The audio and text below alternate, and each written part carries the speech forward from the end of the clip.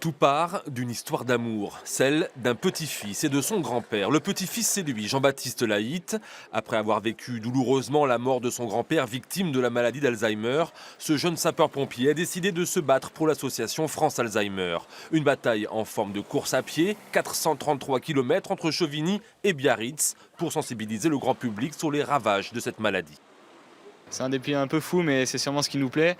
Là, on va rechercher le dépassement de soi et puis forcément, on aura une pensée pour les malades et les aidants pour lesquels on va courir. Je pense que ce soir, je serai très ému. J'ai la chance d'avoir également mon frère qui va courir la première étape avec nous. Donc ça sera un grand moment avec mes amis. Oui, je pense que les frissons et les larmes vont pas être loin de couler. Une petite dizaine de coureurs à pied participent à ce défi, mais à l'approche du départ, c'est plus d'une centaine de personnes qui se préparent à courir, avec toutefois des objectifs plus modestes, parmi eux des anonymes. Je vais m'arrêter à Tercé déjà pour commencer. 12 km c'est bien, hein, et après on verra la suite. Et des élus qui jouent aussi le jeu illustration avec Gérard Herbert, maire de Chevigny, et Bruno Belin, président du département, respectivement médecin et pharmacien dans le civil.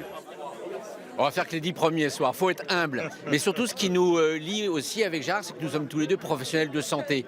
Et c'est vraiment un sujet de santé, sport et santé, l'utilité du sport dans la santé. C'est pour ça qu'on tenait ce soir à être aux côtés de cette manifestation. C'est super, ça a réuni du monde, ça a fédéré autour de cette cause. Voilà, c'est l'essentiel. Aujourd'hui et maintenant, voilà, j'ai une pensée pour mon grand-père, j'ai une pensée pour tous les malades. Et puis que maintenant tout le monde s'éclate, on va courir tous ensemble. Voilà, j'en ai les frissons.